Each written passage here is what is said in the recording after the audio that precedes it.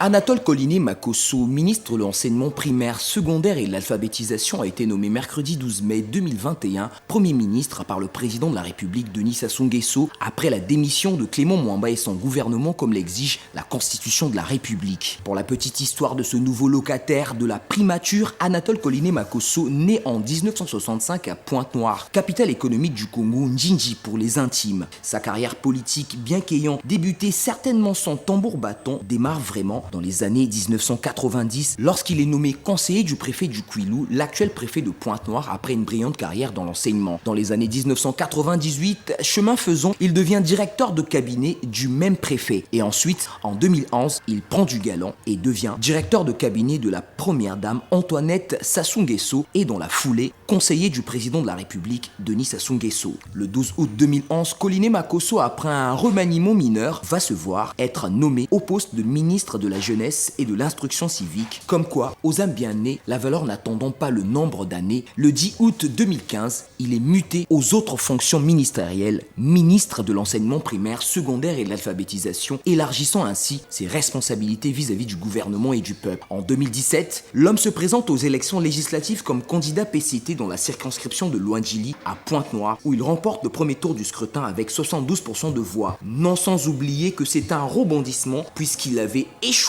aux législatives en 2012 à Mvumvu 1. Écrivain de talent, Coliné Makosso cumule à son actif plusieurs ouvrages. Entre autres, pour Edith, sorti en 2009 aux éditions Armat Côte d'Ivoire, De l'impasse au chaos, quelle issue, toujours aux éditions L'Armaton en 2011, L'affaire des disparus du beach de Brazzaville, mise au point pour l'histoire, une fois encore aux éditions Armaton et bien d'autres encore. Les Ponténégrins sont nombreux à être heureux de cette nomination, mais une minorité par contre aurait aimé qu'il reste au ministère de l'Enseignement pour poursuivre le relèvement de ce secteur clé du développement d'un pays. Makosso en tant que Premier ministre, c'est vrai, il va certainement dans les 72 heures proclamer son équipe gouvernementale. Coliné Makosso, de 1, c'est un Congolais. De 2, c'est un fils du Kwilu, donc de Pointe-Noire. Que le Premier ministre fasse aussi des efforts pour accompagner l'action du chef de l'État. Vraiment, nous saluons sa nomination. C'est normal, il a mérité. Et c'est tout. Bon, mais l'essentiel, c'est le travail. Tout le monde qui passe par là, c'est qu'ils doivent faire comme la population demande. Il connaît les soucis du peuple, donc il doit faire comme les autres. C'est tout ce que je pourrais dire. Pour moi, c'est bien pour lui.